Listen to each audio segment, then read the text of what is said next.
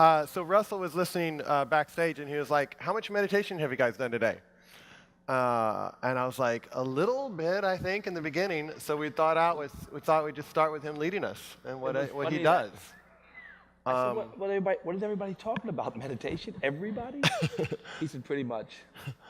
So we're not going to talk a lot about meditation. If, like, what will I say? I mean, the science is out, the research is conclusive. Most of us here probably meditate already. We all have different styles of meditation, so I was a little bit concerned, but I said I should still lead a meditation, a short one, right?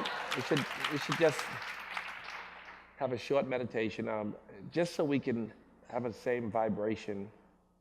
I'm going to give a mass mantra. They get mad at me, like I did that because I'm on the board of the David Lynch Foundation, and I love giving kids meditation, and they've done it for hundreds of thousands of children. And everybody gets their own mantra, which we pay for, right? That's expensive as fuck. And so I'm not going to give you my mantra, but I'm going to give you a mass mantra. I never told anybody my mantra, I paid some. But it was for kids, so I felt comfortable doing it. So I'm going to give a mass mantra, and with just one time we'll use it.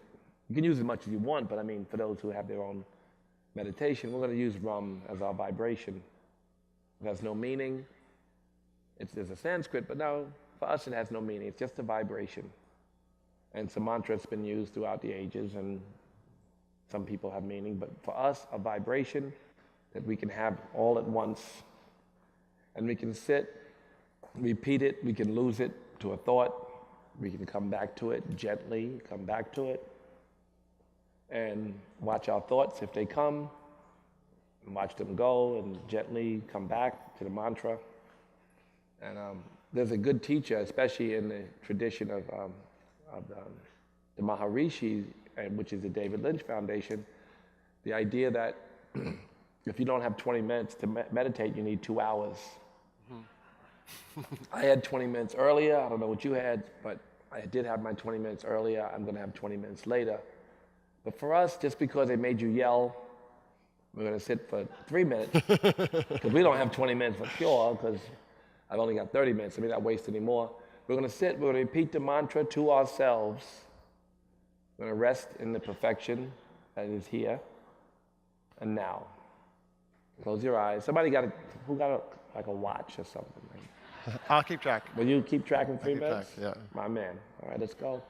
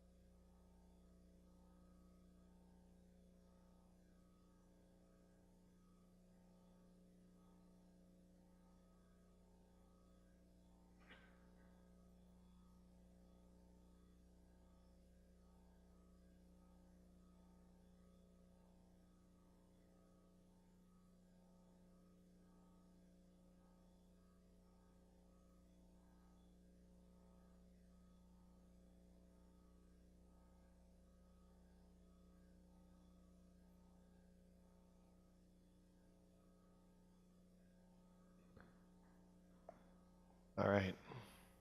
We're good. So we got a lot to cover, Russell. Okay. But since we're on the topic of meditation, I'd love for you just to say a few words on the power of meditation for you. And if it's relevant, why this has come to you. Because you are a music producer, you aren't out seeking it.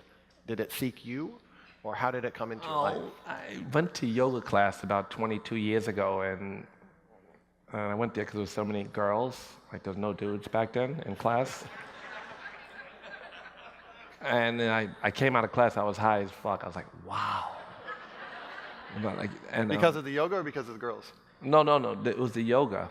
And I felt like so awake, and I got addicted. I started going every day, and then the teacher, gave me the Yoga Sutras, and before I knew it, I was studying yogic science, and that led right to meditation, obviously, right? So I've been a meditator ever since. I know that all the work that we do all the time, in every case, is meant to promote a comfortable seat, to be at ease, to move to a state of needing nothing, right? So meditation is the quickest and the most, for me, the best tool to promote this kind of stillness that gives us those seconds of happiness. And, we all are seeking this long-term nirvana, samadhi, and, takwa, whatever, Christ consciousness. So we're all seeking this space where we can live stuck on stupid or awake, to be awake for more than a few seconds. But, yoga gives you those seconds, or lengthens the seconds you have. Meditation lengthens the seconds you have at presence. So that's why I meditate, because I learned, even after the first class, I came out, I was like, shit, like awake, like just for a minute. And so it kept coming back every single day. So you have numerous businesses. So for people who say they don't have the time, so you do 40 minutes a day, right? 20 in the morning, yeah. 20 in the night. And I go to class every single day. You go to yoga class every single day. Yep. So and you run massive businesses and projects of all kinds, for-profit, non-profit. So the people who say they don't have the time and they're going to be less successful and less focused.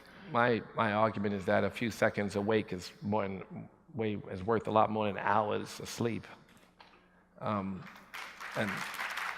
there's no doubt that, like I have 4 now, but then so many philanthropic and social and political causes that are not my own, or that I'm the chairman of. And then I have lots of businesses, God knows, I don't count them all, but all smarter people than me, but I can't give them proper direction if I'm not awake. And so I think I'm more effective when I'm, after I've meditated, or been to yoga class, and so I do those things daily. First chakra first. You all know that. Take care of the diet and the body and the self, so you can serve God. You can't serve God if you don't take care of yourself. So that's what I think. Great. So you have your 3 most recent books, and I want to talk to you about your last one. One was called Super Rich, then one was called Success Through Stillness, and I know the third is The Happy Vegan. Was there some change between Super Rich and Success Through Stillness? Because they seem like just slightly different approaches. No, they're the same book over. No, do you too? They're all the same book over and over. Why call one Super Rich and one Success Through Stillness? Well, no, the thing is that they're all the same book. I mean, I'm sorry for those who bought more than one. I rely more heavily on one crutch or another, depending on the book. Super Rich is a state of needing nothing. I couldn't call my book like Nirvana, right, or Christ consciousness. Like, no, Nick, like, would you buy it from me? So I called it Super Rich. Okay. The state of needing nothing, right? And that's what it is, right? Your comfortable seat, you're super rich, right? If you are really at home in your seat. So super rich is like, to Christ consciousness and nirvana, samadhi stuff that all the prophets promote. And success through stillness is one of the 8 parts of yoga, right? The 7th, or the 6th or 7th is the withdrawal and then meditation. And samadhi, so deep meditation. So success through stillness is that you're operating from a calm space, goes back to that seat, from abundance. That's so there's success. And that's how you live. in terms of the practice, keeps you in a state of needing nothing in abundance, and that allows you to, or sometimes. That, I'm working on it. It's a struggle. You know, you gain faith in the practice because you get happier. You have proof that yoga works, proof that meditation matters, proof that good karmic work affects you. You have proof because you're happier, you're healthier. Proof that a vegan diet is important. You know, so Can these you things. say why? So yeah, from success through stillness, your latest is health and diet. Would that be true? And Yeah. what inspired that, and why do you feel like that's Because my important? friends were dying, like, you know, and it's not funny, but they would check it out, right? And none of us would get out of here alive, so it's not, you know, but people were dying, and I know that the American factory farming industry is poisoning us.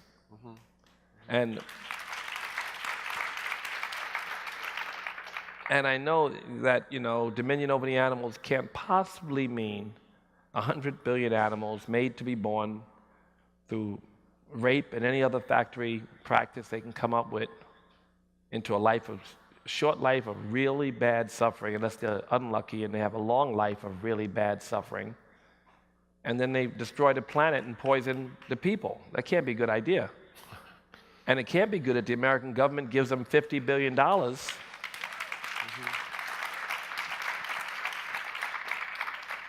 while giving the vegetable industry $17 million. It can't be good that the factory farming of animals product is subsidized and it destroys the planet and the people. And we give it to our children.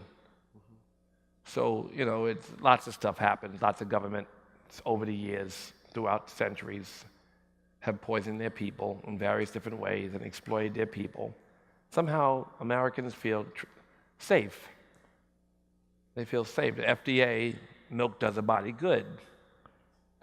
Milk does not do a body. If you're Jewish, you're 87% likely to be lactose intolerant. And the pus that's under your cut, like when you cut your arm, you don't want to drink that. That's what milk is. It's the pus, like your finger, you cut your finger. Under that, that's your milk. It's not good. It doesn't do a body good. The calcium that's in the milk, you deplete your calcium trying to get it. Most of you are here, they're conscious people. They listen when people say shit, like they don't just block it out, right? So most of you know this stuff I'm saying. So it's really horrible that an American agency can tell you that. And again, the animal industry is not happy. Like, I'm going to be on Dr. Oz. I'm going to be on Oprah. I'm going to tell the world as much as I can. And they're not suing me like they did Oprah yet. But they can't. I mean, that's stupid to sue me because everybody knows now. And we're sharing this information so it sticks. And we have to change the practices that, you know, lobbyists go away from people after a while. Like, I'm taking your money. I'm taking your money.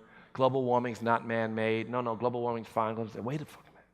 The UN keeps saying global warming, and then all the reports are proof that we're making, like the cow is the hurricane, period. That's it, right? So then even the people who are taking the money is like, I got to distance myself from you and that bullshit. Like, I can't say that anymore.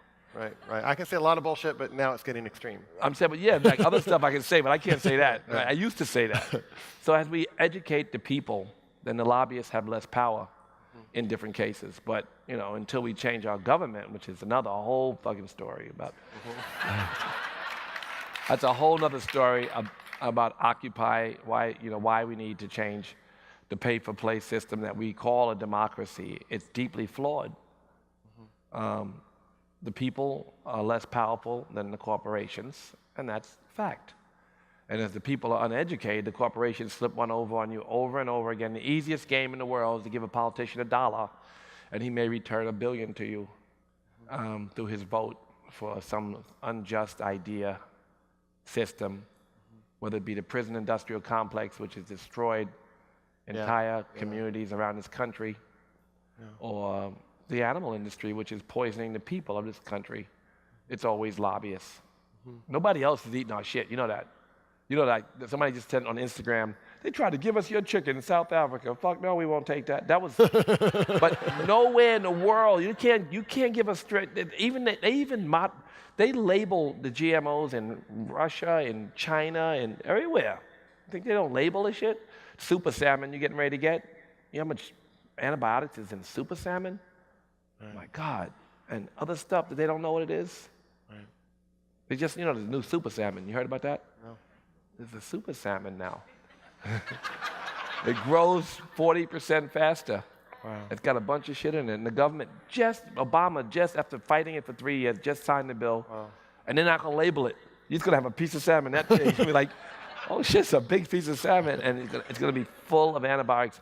More antibiotics will be in the super salmon than any other animal product you ingest. Yeah.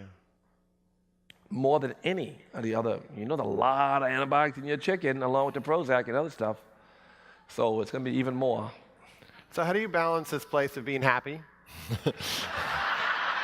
in the face of being really educated about the mass-produced industrial complex, the way our food system is all messed up, you gotta be happy, the way the politics are messed up? Because I think a lot of people feel the same, right? They feel like, wow, I want this like peace, but I also feel like I'm living in this world, and what do I do with this world?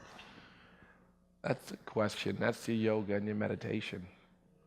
Accept perfection. It is what it is. You're a servant of God.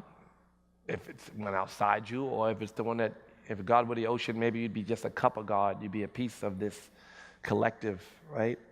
You're a servant. So you do what you can, your part, and you go to sleep. You wake up because you got good rest, and you go about your business. You can't, you can't worry about the world.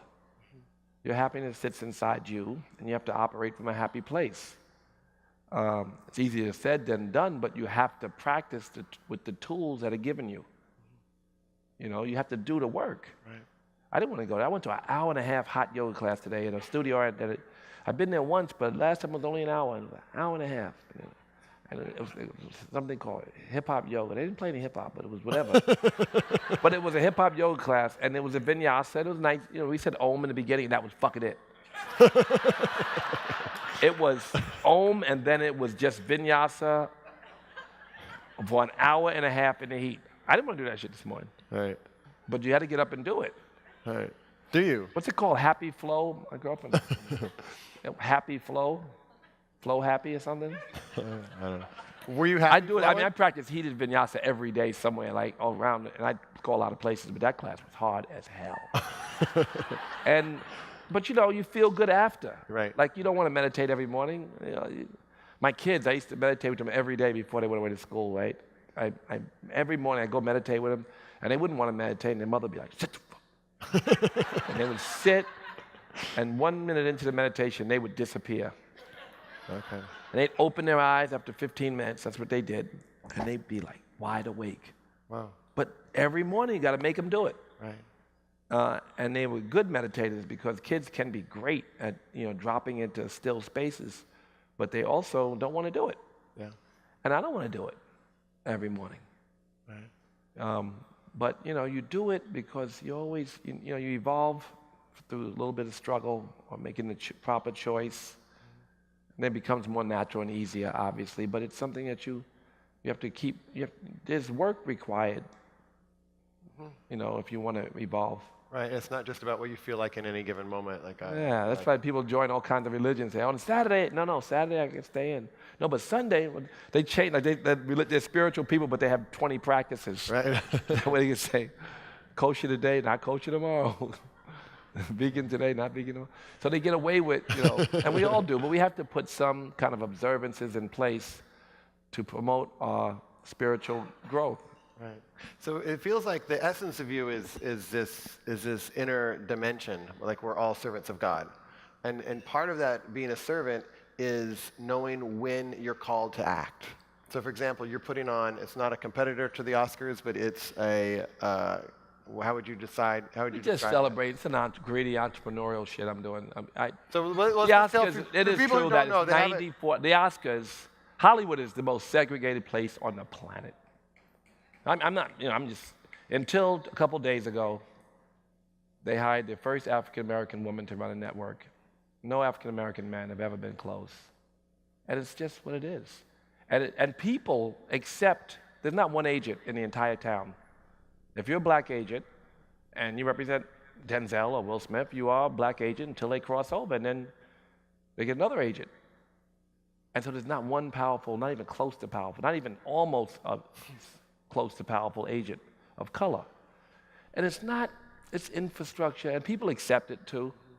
Like I always say, the reason I have a great first look deal at HBO is because Richard Plepler, that's my man. Like I was on the beach with him, hanging out with him on a regular basis when he was a publicist. And now he's the boss. And then Emma, who runs Fox, I got movies over there in development, but she was my intern. Wow. So you have to make friends, and I think there's an integration process, and the doors aren't closed. You have to walk in or push in doors that seem to be closed. They're open. So people are not fighting integration, but you have to integrate too. The Black Comedy Club. If you're a black comedian, oh my God, and you come from Omaha or somewhere and you go to LA, it'd be the first time you know you're a nigga. You go to the Comedy Store, you say, I'll see you on Chocolate Sunday. I'll see you on More Better Monday. Right. A Wild Wednesday, Terrible Tuesday. This is the name they had. They have Black Comedy Night. Segregated, and there's no agents, right? Right. Very few producers, very few directors, so you're playing in front of only African Americans, and you never get to cross over. Right. So you never, and then since there's only white senior executives, you got to be accessible or easy to digest, or, and so so I see that. I moved to Hollywood 2 years ago. I mean, I'm developing a lot of stuff, and again, I partly blame or place a kind of a challenge to what they call Black Hollywood. You have to integrate. But of course, the bosses of Hollywood have to reach out because it's money. If you see culture properly or you have insight into pop culture, and a lot of what happened like years ago when we had Martin and Jamie and Cedric the Entertainer and Bernie Mac and Chris Tucker and Dave Chappelle and Steve Harvey, I can go on and on. They all happened in 1 second on Def Comedy because it would seem like there's money there. And after that, not one black comedian made it. Wow. Kevin Hart, no one wanted him. He was on Def Comedy 3 times. No one wanted him. And we talk about 15 years ago. No one wanted him. He made his own shit. And then they got big and he got, integrated. Every movie you bring in studio, they say, can Kevin Hart be in it? No, he can't be everywhere. We can't clone this nigga. We can't clone him. So, but they haven't given a breakthrough because they don't understand enough, what could be next. Right. And that's the lack of diversity in the senior ranks. Right. People who press the buttons for the green lights. There's not one person who's ever pressed the button. This woman that got hired 2 days ago has not green-lit anything yet, so nobody black has ever pressed a button in Hollywood. Wow. So I'm doing it anyway. So I'm doing the All Def Digital Movie Awards. Now I sold to a network, so it's no longer digital. But it's last minute. It's going to be a lot of fun, mostly comedy. Giving Will Smith a Lifetime Achievement Award and Norman Lear an award. Norman Lear, if you don't know, he's a legendary TV producer. Yeah. They discussed race back then so much better than they do now. Mm-hmm. I mean, I remember being a kid, and I saw Good Times. I was like, people are struggling. It's a tight-knit family, I guess. But then when I saw the Jeffersons, oh my God, he was the best. He was like a rich black guy who would curse white people out all the time. It was amazing. It was amazing. And Norman Lear produced lots of stuff. And so he's getting a Vanguard Award. And then the rest of the stuff is, Now, when you're in conversation with some of these people, whether it's like from the food industry or to a traditional media company, it would seem that they're part of the problem, right? That there's people who are part of the problem, and as like a spiritual orientation, do you notice yourself relating to them? Because on one level, right, you can say, we're all just brothers and sisters. I try to relate to everybody. I have Roger Ailes, who runs Fox News. Right. That's my man. That's your man. Right. Rabbi Snaya, who I work with, because he's just a nice enough guy. He don't know anything. He knows what he knows. Yeah. He believes his shit. Right. He's not like Hannity. He's like a showman. O'Reilly believes his shit. Bill O'Reilly believes the stuff that comes out of his mouth. And so you have he's like respect. You have respect for that. He believes what he says. I talk to him. He got to talk to people to know more, maybe sometimes, and so do we, all of us. Listening is important. So, I speak to people who have different views than mine. I'm missing Savior's Day. Savior's Day is they celebrate a white man who started the black Muslims every year. The Nation of Islam does. Master Farad Muhammad taught Elijah Muhammad, taught lots of the other ministers, including Malcolm X, they created the black Muslims. And they're still existing in every ghetto in America as the best rehabilitation and reentry program you could have. And they're very positive in the community. They've saved hundreds of thousands of lives. So most people don't like Minister Farrakhan. He's my second dad. Mostly done nothing but good.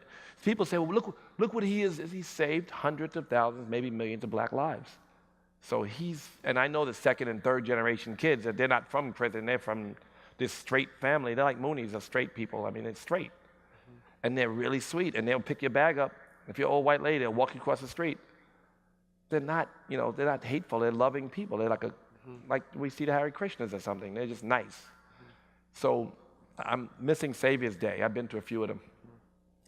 But at the same time, I'm the chairman of the Foundation for Ethnic Understanding. And a lot of the times, what I do with Rabbi Snai is we fight anti-Semitism around the world. And so my friends don't have to all love each other all the time. But I think it's my job to love everybody. Okay, wow.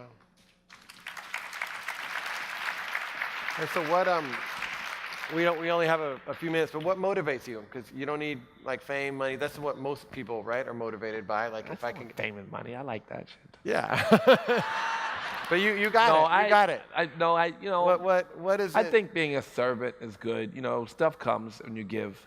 Good givers are great getters. The toys come. I really don't need a lot. I got a Range Rover. Cool. Luxury. What is it that's like, is it just knowing like how and best to serve? Is that what drives you? Or is there a driver? It kind of like comes in front of you. Like I thought of that All Def Digital Movie Awards like 2 weeks ago, 10 days ago. Like people are working like crazy right now. They're trying to, and then the next thing somebody bought it, it wasn't digital anymore. Now it's going to be announced Monday. That Wednesday it'll be filmed for television. So we like licensing hell and all kinds of hell. So it's a full court press. Things come to you, when you see what they did, whatever the name of the big store was, a Fortune 500 company, pull the ads from the show American Muslim because there were no terrorists on the show. Wow. It's like, you guys got to put your money back. They said no.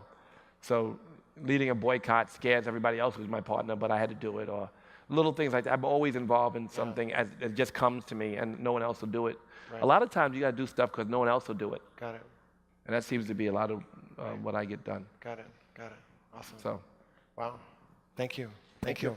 So, a lot of people.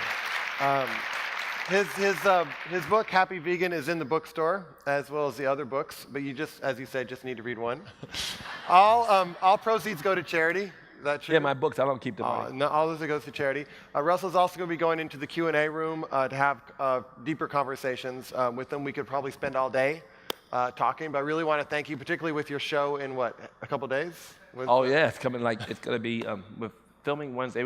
We'll probably run it before as opposed to what the network wanted, which is opposite the Oscars. That doesn't make sense to me. Yeah. I think we should add to their viewership and we should work with them. And I think the dialogue that was created at first by Jada Pinkett was good because it kind of moved the Academy to move very fast. It says 94% white men are not going to pick Straight Outta Compton. They're just not going to do it.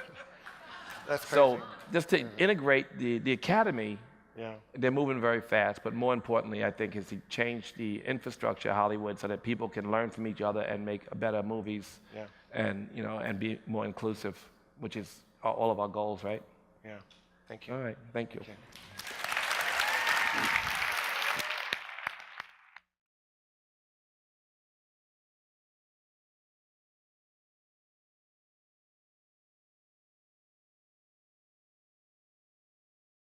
And they've done it for hundreds of thousands of children. And everybody gets their own mantra, which we pay for, right? That's expensive as fuck. And so I'm not going to give you my mantra, but I'm going to give you a mass mantra. I never told anybody my mantra, I paid some. But it was for kids, so I felt comfortable doing it. So I'm going to give a mass mantra, and with just one time we'll use it.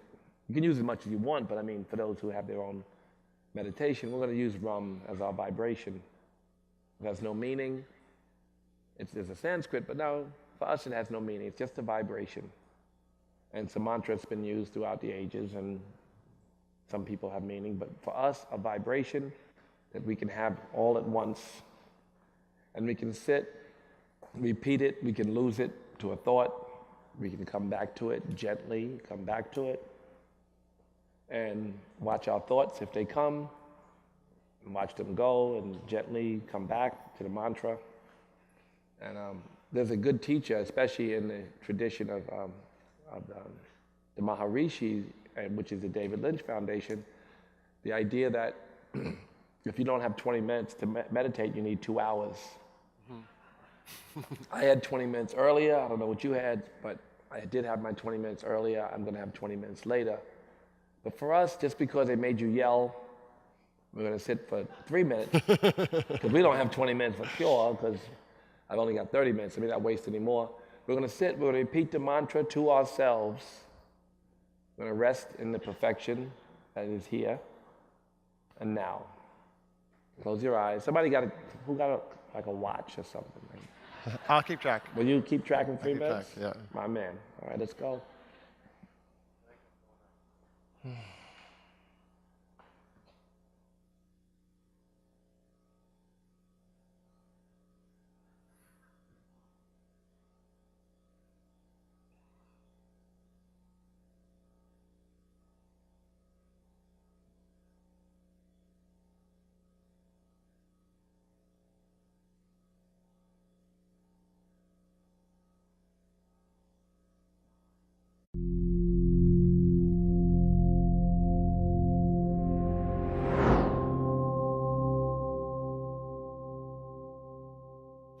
So Russell was listening backstage, and he was like, "How much meditation have you guys done today?" And I was like, "A little bit, I think, in the beginning." So we thought we'd just start with him leading us and what he does. I said, what is everybody talking about? Meditation? Everybody? He said, pretty much. So we're not going to talk a lot about meditation. Like, what will I say? I mean, the science is out. The research is conclusive. Most of us here probably meditate already. We all have different styles of meditation, so I was a little bit concerned, but I said I should still lead a meditation, a short one. Right? We should just have a short meditation, just so we can have the same vibration. I'm going to give a mass mantra. They get mad at me, like I did that because I'm on the board of the David Lynch Foundation, and I love giving kids meditation.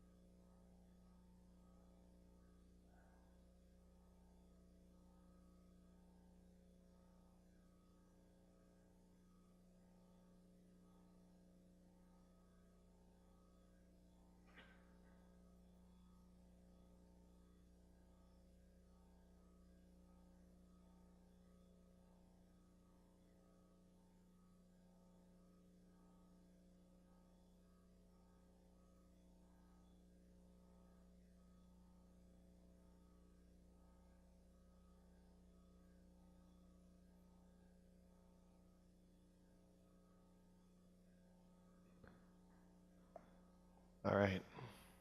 We're good. So we got a lot to cover, Russell. Okay. But since we're on the topic of meditation, I'd love for you just to say a few words on the power of meditation for you, and if it's relevant, why this has come to you. Because you are a music producer, you aren't out seeking it. Did it seek you, or how did it come into your life? I went to yoga class about 22 years ago, and And I went there because there was so many girls. Like there was no dudes back then in class. And then I came out of class, I was high as fuck. I was like, wow. Because of the yoga or because of the girls? No. It was the yoga. And that was, and I felt like